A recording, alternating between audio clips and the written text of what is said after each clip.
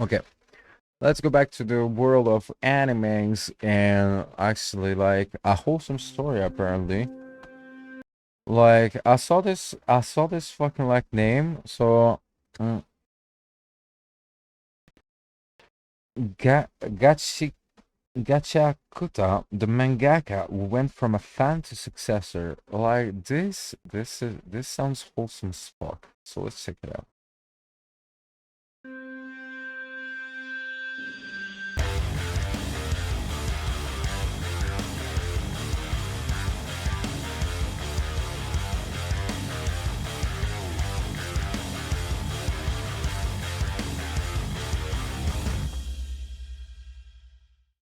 If you don't know who Kei Urana is, chances are you will very soon. To put it lightly, Kei Urana is one of the most talented authors in modern day manga. Her series, Gachiakuta, by the way, yes, it is Gachiakuta. I've been calling it Gachiakuta this entire time, and quite frankly, I feel like a huge idiot. Yeah, I checked it. He even messed up the fucking name for this for the YouTube video. Like, I've only ever seen the word written, okay? Has received wide acclaim and is now one of the most anticipated anime adaptations of 2025. Urana has been praised for her skills by both fans and mangaka alike. She went from being a massive fan of Soul Eater as a kid to eventually being recognized by Soul Eater's creator as his official successor. At Weekly Shonen Magazine, the new series by Kei Urana has started. This is someone who loved Soul Eater since they were a child. Urana is my legitimate successor who has already surpassed me. If you like my manga, you should definitely like this one too. Check it out, it's seriously cool. I'm already defeated. this is such a fucking cool story. Like, what the fuck? Like, this is such a wholesome story. That is some incredibly high praise, and she's earned every bit of it. And I can hear what some of you might be saying right now. Well, I've never heard of her. I needed to hear such beautiful story like today. Like I this bring so much happiness to my life. What makes her so special? And oh boy, I'm so glad you asked. We first need to rewind the clock back all the way to the mid 2000s, right in the middle of Studio Bones' rise to prominence, one of Kei Urana's favorite animation studios. When I was little, I used to sit in front of the TV eagerly waiting for my favorite anime shows to come on. And as that little kid, I used to dream about one day having my own manga turned into an anime by Bones, a studio I love. By the way, might I just say excellent taste, as Bones is also my favorite studio, except for that one time. But you know, no one lives forever, and I don't know how much of my life I want to spend talking about Metallic Rouge, so we're just gonna ignore that. This love of anime would carry over to her high school years, and it was during this time that she finally decided that she wanted to be a mangaka. Now, something very interesting about her is that despite the fact that she very much goes against the grain of what you'd expect from a typical mangaka, i.e. she, you know, actually shows her face on camera, scandalous, I know, there isn't really a lot of information on her life before she was a mangaka or how she even got into the industry. That being said, what we do know is that leading up to her entry within the manga industry, she would upload art to her Twitter fairly consistently. And it's here that not only can we see some prototypes for characters that would eventually show up in Gachiakuta, but also just how ridiculously good her art was. It's clear that she was very much inspired by Soul Eater, but at the same time, it's very unique to her. Yeah, you can see the inspiration. But at the same time, like he says, you can see that there is a personal touch. But we'll save the art analysis for later. All you need to know is that before she had even drawn a manga, she was basically already a master. Okay, but you know, being a good artist and telling a good story aren't the same thing. Your art doesn't matter if no one likes your story. Just let me finish, okay? Let me finish. I think one of the craziest things about Kei Urana as an author is that prior to her serialized manga debut, she had actually worked on 2 one-shot stories. Nokase and Shikido, both of which would go on to win awards, with Nokase winning Weekly Shonen Magazine's 2018 Manga Grand Prix and Shikido winning the 103rd Weekly Shonen Magazine Newcomer Rookie Award. Right off the bat, her work in manga was being praised, and this is undoubtedly what led to Urana's first childhood dream coming to fruition, getting to work with Atsushi Okubo on his latest manga, Fire Force. I can only imagine. Yeah, this is quite the fucking IP to work on, like, after being recognized. Fire Force, like, as much as, like, didn't watch it, like, I know, like, it's an IP that is still ongoing as we speak. The sheer joy she felt in this moment. Just imagine having someone you've looked up to your entire life, who created what you consider a pillar of your childhood, seeing your work and thinking that you're good enough to work with them. I imagine it would be utterly mind-blowing, but also very, very stressful. Because at that point, you are working on a decently large IP, and you do not want to be the weak link in that scenario. Despite this, however, Urana would serve as Okubo's assistant. This is so true. Where, like, this is exactly the saying is, be careful what you wish for. Like, because as much as you want to work with, like, your heroes, right? Working with your heroes makes you, like, having to fucking, well, having to show consistency, to show skill to your heroes. And usually, like, people who actually, like, look up to someone and stuff like that, they're usually respectful and stuff like that. So it's like this type of pressure, like, you have to, if you overcome it, it's a beautiful story. But sometimes, like, heroes are not like heroes and stuff like that. Like, there's a lot of things that can go wrong with this type of story. So for a number of years, honing her skills and learning everything she could from him. And eventually, as we already know, would even surpass him, at least according to Okubo himself. And, you know, considering he created Soul Eater and Fire Force, I'm pretty confident his opinion is one worth listening to. That being said, Urana couldn't just assist on Okubo's work forever. She needed to do something that was her own thing. And it's here that we finally witness the birth of Gachiakuta.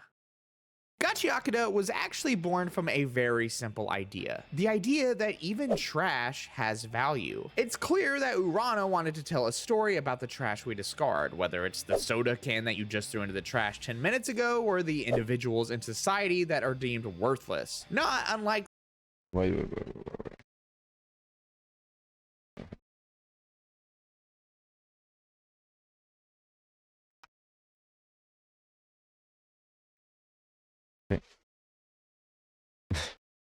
I think I saw the trailer. So I saw the trailer for Gachiakuta. It looks interesting, actually. Yeah, I was like, this reminds me of something. I actually watched the trailer. You can check out. You can check it out. Like, yeah, the trailer looks insane. It looks insane. like the main protagonist, Rudo, who is chucked into the abyss by those higher in society than him. And that is just so punk rock of her, which, you know, is fitting considering how punk rock she looks. One of the core elements of Gachiakuta's story is the idea of jinki, or vital instruments, essentially pieces of junk that to most people probably wouldn't mean much, but carry essential value to those who own them. I won't dive deep into this to save on time, but in Gachiakuta, inanimate objects can be imbued with the power of thought and emotions from those that cherish and value these objects, and thus can be turned into insane weapons. In the past, I broke a pin that I was holding on to in anger. I cried a lot then because I was very attached to it. From there, I thought to deal with value, objects, and broken things.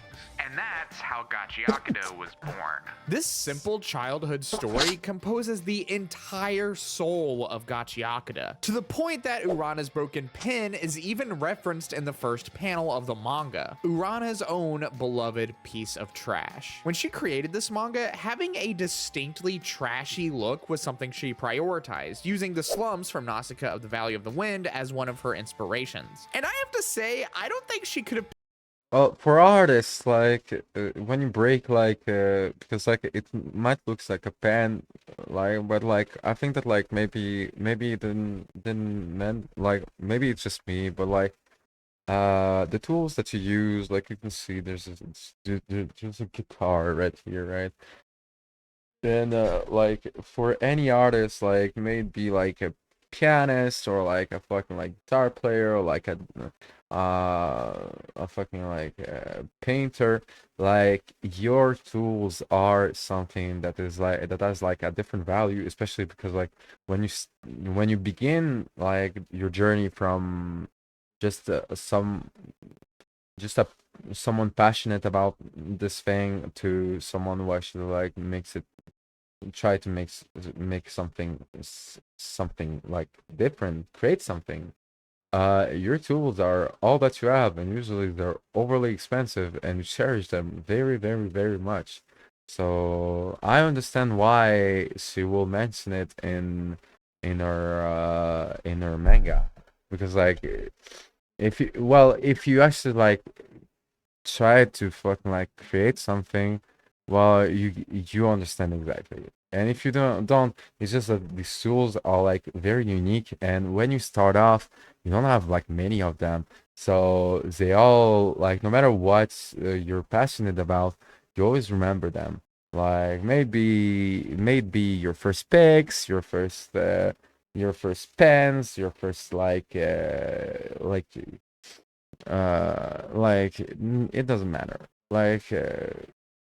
So I understand Picked completely. a better theme or premise to complement her absolutely insane art style. Something that's really a And you can see the inspiration from like Soul Eater. Like you can like if you watch Soul Eater, you can see that's like she really got something out of it, you know? And that she really trained herself to become like a mangaka through design, like copying and training, inspiring herself of Leader.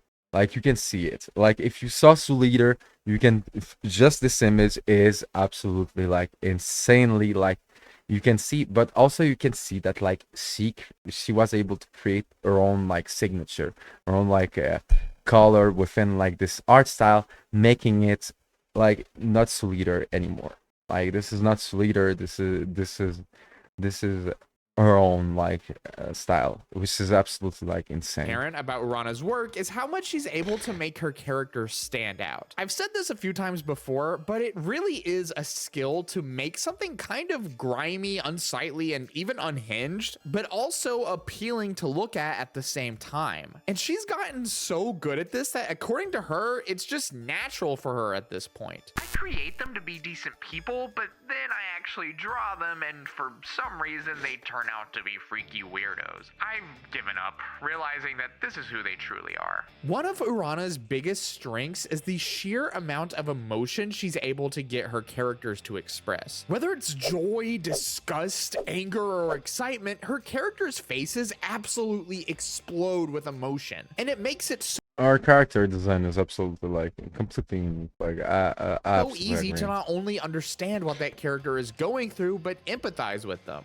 I think that for a lot of anime, capturing realism and nuance is a priority, and that's not to say that this isn't a valid strategy, but at the same time, these are drawings, 2D representations of people. When you're able to just let loose like this, it can really leave an impression. And this is only accentuated with the method she actually uses to draw, with very bold, messy, sketchy lines. And Urana is able to achieve this look because, according to her, she predominantly draws using paper. 鉛筆で描いてみたり筆ペンで劇画みたいな感じでしてみたりデジタルの方ができる幅も結構多いんですけどデジタルの筆圧検知では検知できないところまで表現してくれるのがアナログだと思うのでここは魂込めたいなってところはアナログでしっかり描くようにしてます。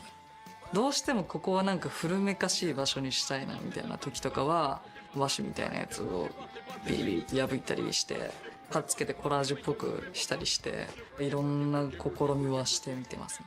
This practice of analog drawing is also something that Japanese graffiti artist Hideyoshi Ando employs, who designs all the graffiti art for Gachiakuta. And it's with Ando's graffiti along with Urana's stunning character designs and art style that brings this entire world and all these characters to life. And it makes this manga its own unique thing and has led to Gachiakuta being praised by critics. Yeah, graffiti art, like having a graffiti artist for your manga, for your anime is really like something like rare. With the series even being nominated for and winning awards. For instance, Gachiakuta won the Global Award at the 2022 Next Manga Awards. And this was before it even had an English translation. Gachiakuta wins awards from vibes alone. And this is exactly why Studio Bones simply couldn't ignore it. So this July, next month actually, at the time of this video, the Gachiakuta anime by Studio Bones will finally be airing. And thus, Kei Urana's ultimate childhood dream has finally come to fruition. And all I have to say to that is, that's awesome. The manga industry is harsh, Such a beautiful cruel, story. and anything but predictable. So to see someone who truly stuck by her passion and is now experiencing it pay off in the biggest way she can imagine, it's just so inspirational. And so really all I have to say is, It is. if you like big fleshed out worlds, cool characters, awesome art, sick action, this shonen is for you. It's so clear how much love, care, and hard freaking work this person has put into the story, world, and characters. Even going on record saying that at times she's even worked 24-hour days to fully realize it. She deserves to have her story seen by the entire world. So this July, do yourself a massive favor and watch Gachiakuta. Wait, no, Gachiakuta. Gachiakuta! God, I thought I had it! I just need to see Gachi. Okay. Gachiakuta. Okay, yeah, okay. No. It was right. So yeah, I actually watched the trailer. It looks absolutely insane, really unique. Do yourself a favor, check out the trailer, and yeah, just check it out. And for once, like a fucking beautiful story to fucking like think about, you know, like someone who actually followed their passion, and it paid off. Like I think that like the anime is worth it just because of the story. It's worth like I think that Gachiakuta is worth watching just because of the story. I didn't thought like actually like I didn't knew like if I will like check it out or not, but like now that I get like an idea of the background of the anime, makes me want to watch it just because usually like it will make you feel something, like at least it will make me feel something, you know. So yeah.